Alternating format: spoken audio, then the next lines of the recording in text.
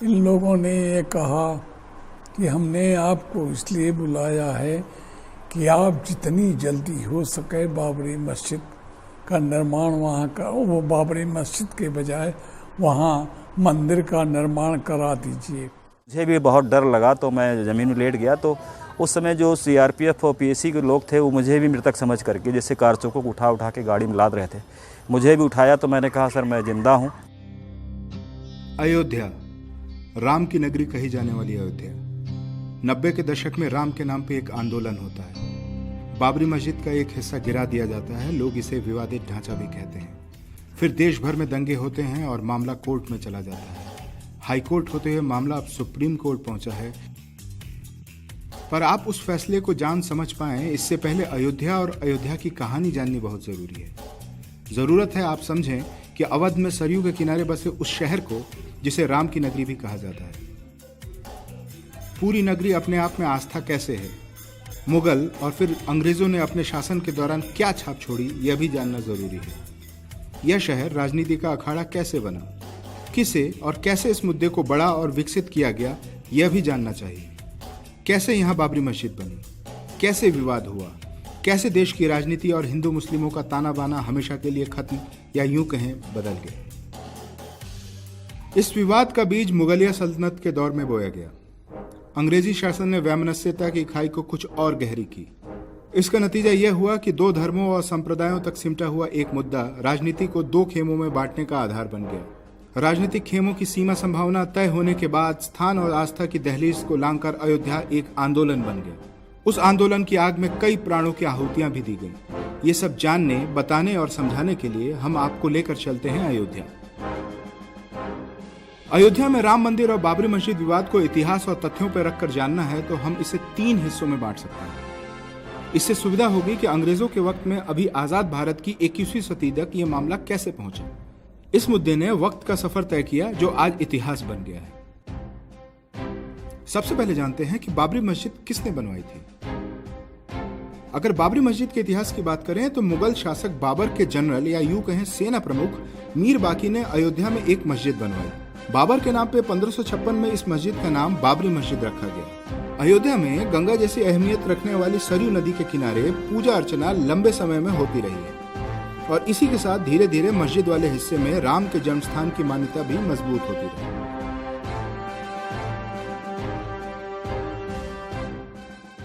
अंग्रेजों के शासनकाल में इस विवादित हिस्से में बाड़ लगाकर भीतर नमाज और बाहर पूजा की अनुमति सन 1859 में दी गई।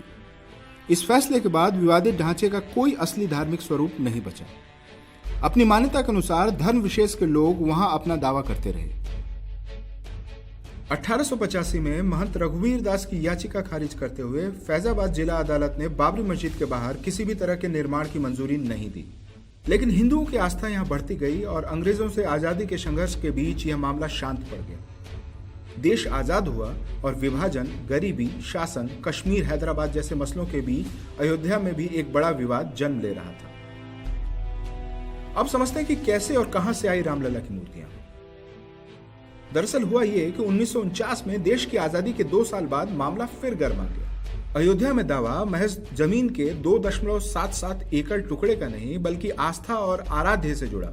इसी आस्था के वशीभूत स्वामी करपात्री जी महाराज को अयोध्या में अपना आसन जमाना पड़ा। उसका नतीजा यह हुआ कि 22 दिसंबर 1949 की आधी रात विवादित ढांचा के मुख्य गुंबद के नीचे यानी गर्भगृह में प्रभु श्रीराम प्रकट हो गए। तत्कालीन एफआईआर के मुताबिक प्रभु श्रीराम स्वयं प्रकट नहीं हुए बल्कि परिसर में चबूतरे पे राम, सीता और लक्ष्मण की जिन मूर्तियों की पूजा हो रही थी किन्हीं लोगों द्वारा वे वहां रातों रात फिर रख दी गई। उसके बाद तो अयोध्या मसले ने नया रुख ही ले लिया।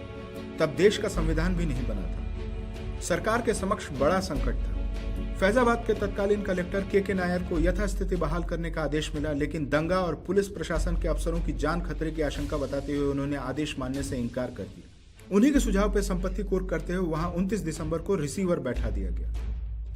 अब बात करते हैं 1959 की, जब निर्मोही अखाड़ा ने स्थान पर अधिकार के लिए मामला दायर किया और 1961 में पहली बार यूपी सुन्नी सेंट्रल वक्फ बोर्ड ने भी हक के लिए याचिका लगाई। इसके अलावा इस मसले पर न तो अयोध्या में और न ही देश में किसी भी प्रकार की कोई हलचल देखने सुनने को नहीं मिली। यानी मान सकते हैं कि अगर अंग्रेजों के वक्त अयोध्या के परिदृश्य को पहला हिस्सा समझा जाए तो आजादी के बाद मूर्ति रखने और सुन्नी वक्फ बोर्ड के केस दायर करने के बाद इस विवाद के 2 चरण पूरे हो गए थे। सब कुछ शांति से चल रहा था। देश में इमरजेंसी के बाद इंदिरा गांधी फिर से एक बार सत्ता में आ चुके हैं। हिंदुओं के कुछ संत रह रह के अयोध्या में राम मंदिर निर्माण को लेकर कोशिश पैरवी जारी रखे हुए थे। अयोध्या विवाद को करीब से देखने वाले जन मोर्चा अखबार के संपादक और इस फैसले पर किताब लिखने वाले शीतला सिंह कहते हैं,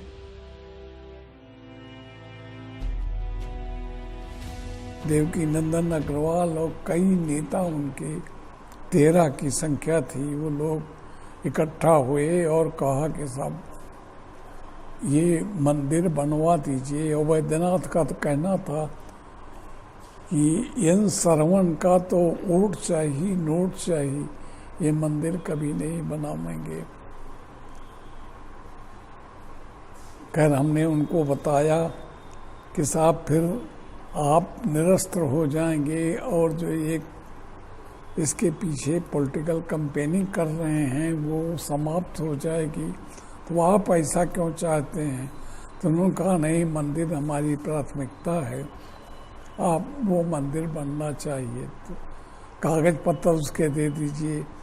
तो जो ट्रस्ट बना था और जो प्रस्ताव था कैसे कैसे क्या होगा वो सब उनको दे दिया गया। तो इस तरह से अयोध्या विवाद के तीसरे चरण की शुरुआत होती है। लेकिन इसी बीच 1984 में इंदिरा गांधी की हत्या हो जाती है और बागडोर राजीव गांधी के हाथों में चली जाती है। सब कुछ ठीक ही चल रहा था कि 1986 में शाहबानो मामले में सुप्रीम कोर्ट के फैसले को राजीव गांधी की केंद्र सरकार ने पलटने का निर्णय लिया। कई राजनीतिक जानकार मानते हैं और बताते हैं कि इससे देश में यह संदेश गया कि राजीव गांधी की सरकार मुस्लिमों की हितैषी है। कहा जाता है कि यही वो वक्त था जब हिंदुओं को खुश करने के लिए केंद्र सरकार ने विवादित स्थल के गेट पे ताला खोलने का फैसला किया। इधर 1986 में स्थानीय अदालत ने सरकार को आदेश दिया कि स्थान पर हिंदुओं को पूजा की अनुमति दी जाए। हालांकि 1989 में इलाहाबाद हाईकोर्ट ने इस मामले में यथास्थिति बनाए रखने की बात कही, लेकिन शायद इस बढ़ते विवाद के लिए यह फैसला देरी से था। विश्व हिंदू परिषद की एंट्री हो चुकी थी और राम मंदिर मामला अब आंदोलन का रूप ले चुका था। कार सेवकों को देश भर में एकजुट किया जाने लगा और लोग अयोध्या पहुंचने लगे। 1990 में अक्टूबर-नवंबर अयोध्या में काफी हलचल वाला रहा। विश्व हिंदू परिषद आंदोलन को आकार दे रहा था, वहीं समर्थन देने के लिए बीजेपी नेता लाल कृष्ण आडवाणी ने इस मसले पर रथ यात्रा का ऐलान कर दिया। उन्होंने सोमनाथ से लेकर अयोध्या तक रथ यात्रा निकाली। यात्रा प्रबंधन की कमान मौजूदा प्रधानमंत्री नरेंद्र मोदी के हाथ में थी। आडवाणी ने 25 सितंबर को रथ यात्रा शुरू की, जो कि 30 अक्टूबर को अयोध्या में पूरी होनी थी। रथ यात्रा के जरिए लाल कृष्ण आडवाणी ने राम मंदिर और बीजेपी के लिए देश भर में अपार समर्थन बटोरा। यहां तक कि दक्षिण के राज्यों में भी इसकी चर्चा हुई जहां बीजेपी शून्य थी। पर यात्रा अयोध्या पहुंचती इससे पहले 23 अक्टूबर को बिहार में सीएम लालू यादव ने आडवाणी को गिरफ्तार करा दिया। इससे न सिर्फ राम मंदिर समर्थकों में क्रोध पैदा हुआ, बल्कि बीजेपी ने केंद्र में वीपी सिंह की सरकार से अपना समर्थन भी वापस ले लिया। विश्व हिंदू परिषद के शिला पूजन के ऐलान के बाद बड़ी तादाद में कार सेवक अयोध्या पहुंच रहे थे। इसी बीच प्रशासन ने विवादित स्थल के 1.5 किलोमीटर तक सुरक्षा कड़ी कर दी थी। शहर में कर्फ्यू था, फिर भी कार सेवक आगे बढ़ते जा रहे थे। इसी दौरान 30 अक्टूबर 1990 को वहां पुलिस फायरिंग होती है और 5 कार सेवक मारे जाते हैं। इसके 2 दिन बाद 2 नवंबर को फिर पुलिस फायरिंग होती है और फिर कई कार सेवकों की मौत होती है। इस घटना के बाद मंदिर समर्थकों ने तत्कालीन मुख्यमंत्री मुलायम सिंह यादव का नाम मुल्ला मुलायम रख दिया था। हालांकि इस घटना के 24 साल बाद मुलायम ने गोलीकांड के लिए अफसोस भी जाहिर किया था, पर उस वक्त इस घटना के बाद मंदिर समर्थक इतने उग्र हो गए कि वे मंदिर से कम पे राजी नहीं थे। अब विवादित ढांचे के पीछे भी मैं फोटोग्राफी करते करते पहुंच गया था। तो जब वहां पर हेलीकॉप्टर से ऊपर से उड़ रहा था तो लोगों ने बताया कि इसमें मुलायम सिंह जी हो सकते हैं, गोली चलवा रहे हों, लेकिन उनकी कोई भूमिका उसमें नहीं थी। हेलीकॉप्टर में वो सेना के लोग थे, गोली चल रही थी और वहीं पीछे पर मैं भी खींच रहा था। तो उस गुंबद पे हेलीकॉप्टर को मैंने अपने कैमरे में कैद किया था और मेरे आसपास 2 कार सेवक गोली लग गई थी तो वो वहीं मर गए थे। 1990 की घटना के बाद यूपी में हुए विधानसभा चुनाव में मुलायम सिंह की हार हुई और बीजेपी ने कल्याण सिंह के नेतृत्व में नई सरकार बनाई। अब जानते हैं कि फिर 1992 में क्या हुआ जिससे पूरा देश बदल गया। 1990 में गोलीकांड के 2 साल बाद एक बार फिर कार सेवक अयोध्या जुटने लगे। लाल कृष्ण आडवाणी, अशोक सिंघल, उमा भारती, विनय कटियार जैसे नेता आंदोलन की अगुवाई कर रहे थे। साधु संतों के साथ देश भर से कार सेवक एक बार अयोध्या पहुंचे थे, इस बार तैयारी के साथ। तैयारी इसलिए क्योंकि कई चश्मदीद पत्रकारों ने इस मामले में गवाह रहे कार सेवकों की तैयारियों के बारे में विस्तार से लिखा और बताया है। इंडियन एक्सप्रेस के फोटोग्राफर प्रवीण जैन ने कहा, एक्चुअली सब जर्नलिस्ट के मन में क्यूरियोसिटी थी कि 6 दिसंबर को क्या होगा, क्या मॉस्क गिरेगी या नहीं गिरेगी। तो मैंने उनसे पूछा कि क्या बाबरी मस्जिद गिरेगी या क्या होगा। वो कहता तुम देखते जाओ, हम कुछ रिहर्सल करने वाले हैं। और मॉर्निंग में वो मेरे को ले गए साथ में, अकेला मैं था। विश्व हिंदू परिषद का हमने बिल्ला लगाया और थोड़ा सैफरन वगैरह पहना ताकि मैं भी उनके बीच में वही लगूं। और वो ले गए विश्व हिंदू परिषद वाले मेरे को अंदर। तो I took the photographs and all that, but I was really shock कि वहाँ पर रिहर्सल थी। ये रिहर्सल थी बाबरी मस्जिद के बिल्कुल पास में ही, आधा किलोमीटर भी नहीं होगा, शायद आधा किलोमीटर होगा, इफ यू रिमेंबर।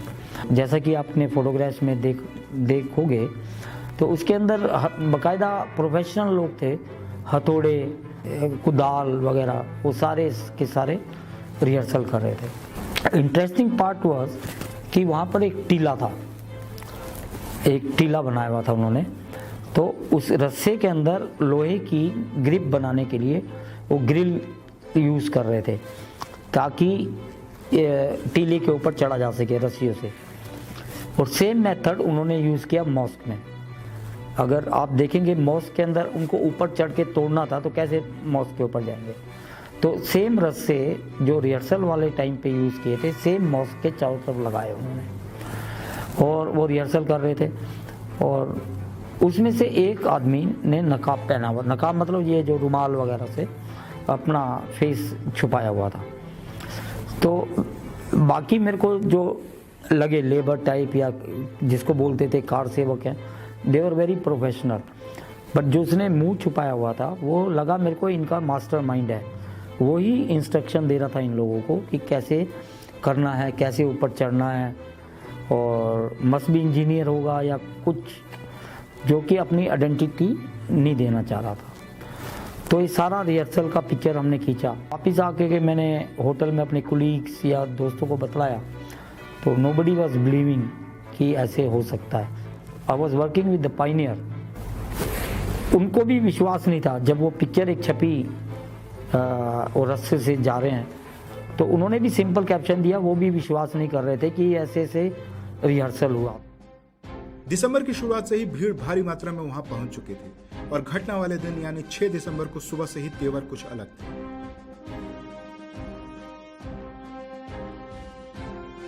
एक झलक आप कह सकती हैं 5 दिसंबर की शाम को ही दिखने लगी थी, जब इन लोगों ने मीटिंग की थी। विश्व हिंदू परिषद की एक मीटिंग हुई थी जिसमें उन्होंने ये घोषणा की थी कार सेवकों से कि हम जो है पानी और बालू, सरजू का जल लेकर के और बालू लेकर के कार सेवा करेंगे। इस घोषणा के बाद कार सेवकों में काफ़ी कह सकते हैं कि असंतोष जैसी स्थिति थी, लेकिन वो कार सेवक पूरे अयोध्या की सड़कों पर घूम रहे थे जिस तरीके से। वो एक माहौल की एक झलक थी कि 6 दिसंबर को क्या हो सकता है। 6 दिसंबर की सुबह तो 12:07 इन्होंने कार सेवा का टाइम रखा था, लेकिन 12:07 हो उसके पहले ही एक तरफ मंच पे भाषण हो रहे थे। और आप तो इतने सालों बाद जान ही रहे हैं कौन कौन लोग भाषण थे, कि कौन कौन वहाँ पे जमा थे। बीजेपी के बहुत शीर्ष नेतृत्व जमा था, विश्व हिंदू परिषद के शीर्ष नेतृत्व जमा था, आरएसएस से लेकर के आरएसएस के जितने भी संगठन हैं उनके शीर्ष नेतृत्व वहाँ पर मौजूद थे, जो उनके अनुषंगिक संगठन कहे जाते हैं। और उनके भाषण भी हो रहे थे, उनके स्थानीय विधायक, सांसद, सारे लोग वहाँ जमा थे और कार सेवकों की एक बहुत बड़ी संख्या थी। और पूरा कह सकते हैं कि जो आप डिस्प्यूटेड स्ट्रक्चर था, जिसे आप बाबरी मस्जिद के ढांचे के रूप में भी जानते हैं, उसके चारों ओर अगर किसी की सुरक्षा थी तो ट्रेंड वर्कर्स जो कार सेवक, सो कॉल्ड कार सेवक थे, आप कह सकते हैं उनके लोगों की, उन्होंने अपने मानव श्रृंखला के द्वारा उसे सुरक्षा कह सकिए या कोई एक रणनीति थी, ये मैं नहीं कह सकती। वो उनको एक तरीके से हैंड ओवर थी। अंदर जरूर जहाँ मूर्तियाँ रहती थीं रामलला की, वहाँ पे जो है वो 3 टायर सिस्टम सिक्योरिटी था, तो पैरामिलिट्री फोर्सेस वहाँ थीं, और बाकी जो उसके किनारे इर्द गिर्द होती थी वो वैसे ही होमगार्ड और पुलिस इसी टाइप के लोगों की। जबकि पैरामिलिट्री फोर्सेस की अयोध्या फैज़ाबाद के अंदर कमी नहीं थी, क्योंकि ये एक स्टेट और नेशनल सब्जेक्ट, स्टेट और आपका राष्ट्र का भी एक जो भारतीय संविधान की परिधि में थे, वो भी एक बहुत बड़ा चैलेंज था। क्योंकि बिना यूपी गवर्नमेंट के पूछे ही सेंट्रल गवर्नमेंट ने बहुत सारी पैरामिलिट्री फोर्सेस भेज दी थी, जिनको स्टेट गवर्नमेंट ने डिप्लॉय नहीं किया था। वो सिर्फ जगह जगह अपने कैंपों में थीं। और 12:07 के पहले ही, 12 भी नहीं बजे थे, 5 मिनट बाकी थे, 11:55 या 11:57 रहे होंगे, तभी अशोक सिंघल चबूतरे की ओर जाते हैं, जहां लोगों को कार सेवा करनी थी, जिसमें कहा गया था कि लोग सरजू से बालू और पानी लेकर के कार सेवा करेंगे। और वो वही चबूतरा था जिसको 2.77 एकड़ कल्याण सिंह ने अधिग्रहण कराया था और गवर्नमेंट के पैसे से बनाया गया था। गवर्नमेंट का पैसा था और विश्व हिंदू परिषद और बीजेपी के नेताओं का वॉलंटरी और एक तरीके से उसमें सहयोग था, जिसे वो पहले राम मंदिर की नींव कहते थे। और सुप्रीम कोर्ट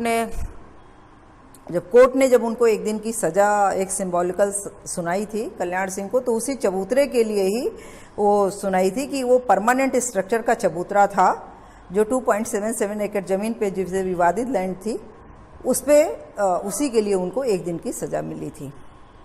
तो उसके बाद जिस तरीके से टिड्डी दल का हमला होता है, आप कह सकते हैं, उसी तरीके से जो उसके चारों तरफ से लोग जो है चढ़ना शुरू कर दिए और उसके ऊपर जो किनारे की जितनी भी बैरिकेडिंग थी उसको उन्होंने हथियार बनाया। देखते देखते न जाने कितने बेलचे, हथौड़े और ये सारी चीज़ें जो है बड़ी संख्या में वहाँ पर उपलब्ध हो गई, क्योंकि कंस्ट्रक्शन पहले से सावतार मंदिर जो है एक अलग से वो पहले से कंस्ट्रक्शन कर रहे थे, क्योंकि राम कथा कुंज 1 रुपये के पट्टे पे जो है वो दे दिया था यूपी गवर्नमेंट ने, और सारा जमावड़ा उसी 1 रुपये के पट्टे वाली ज़मीन पर सभी का था, जिसमें उनके बड़े नेता शामिल थे। और उस तरीके से उन्होंने पहला गुंबद गिराने में उनको बड़ा वक्त लगा, क्योंकि 1934 के बनाए हुए डोम थे, जब एक बार बैरागियों का हमला हुआ था उस पर, तो वो मतलब आप कह सकते हैं कि मतलब उसका जब प्लास्टर उखड़ा तो जो गुंबद था, गुंबद एक तरीके से पूरा गुलाबी हो चुका था, क्योंकि वो चूने और सुर्खी से बनाया गया था। लेकिन पहला गुंबद गिरते में तो ज़्यादा वक्त लगा, लेकिन उसके बाद जब उनको लगा कि ये शायद वक्त ज़्यादा ना हो जाए, फिर जब वो लोग जैसे ही कार सेवक ऊपर चढ़ के तोड़ फोड़ करने लगे, तुरंत ही सारे फोटोग्राफर्स, पहला अटैक फोटोग्राफर पे हुआ, दूसरा अटैक जो है वो पत्रकारों पे हुआ। उस दौरान चैनल, लाइव टेलीकास्ट वाले चैनल तो होते नहीं थे। न्यूज़ ट्रैक मैंने एक आध कैसेट वगैरह बनाई थी उन दिनों, तो और उनके जो आए थे वीडियो कैमराज वाले, उनके भी तोड़ फोड़ कर दी गई थी। सारे पत्रकारों के कैमरे, जितने फोटोग्राफर थे, इवन मेरा भी, मेरे ऊपर 2 बार उन्होंने अटैक किया। और यही उनका सबसे बड़ा यही था कि उन दिनों फैज़ाबाद और अयोध्या के बीच में एक टेलीफोन लाइन पर एक समय में एक ही व्यक्ति से बात हो सकती थी। C. का एक्सचेंज होता था, मतलब ओल्ड टेक्नोलॉजी थी। तो उस समय उन लोगों ने जो PCO पे, कार सेवकों ने PCO पे कब्जा कर रखा था, कि जिससे कि कोई इन्फॉर्मेशन बाहर ना जाए, क्योंकि उनको लगता था कि अगर इन्फॉर्मेशन और फोटोग्राफ बाहर चले गए तो सेंट्रल गवर्नमेंट राष्ट्रपति शासन लगा देगी और फिर यहाँ पे गोलीकांड हो सकता है। तो इसलिए उनका पहला ये था कि किसी तरीके के ये इन्फॉर्मेशन बाहर न जाए। ये सब कुछ उस हिंदुस्तान में हुआ जो बहुधर्मी समाज वाला है, और इसके लिए किसी एक पक्ष को दोषी ठहराया जाना कतई उचित नहीं होगा। गलती कई पक्षों ने की, पार्टियों ने और सरकारों ने भी। लम्हों की ऐसी गलतियां जो इतिहास बन गई। इस घटना के बाद जो दंगे हुए वो किसी भी मानव सभ्यता के लिए कलंक ही कहे जा सकते हैं। दो धर्मों के लोगों के बीच विश्वास की डोर टूट गई। अब वक्त है अयोध्या को अयोध्या की घटना से आगे निकलने का, साथ ही देश को देश के रूप में और संगठित होने का। यह मौका तभी बनेगा जब राजनीति वहां अवसर न खोजे, देश विवेक और बौद्धिकता का परिचय दे। अगर ऐसा नहीं हुआ तो 170 सालों का विवाद न जाने और कितने दशक चले।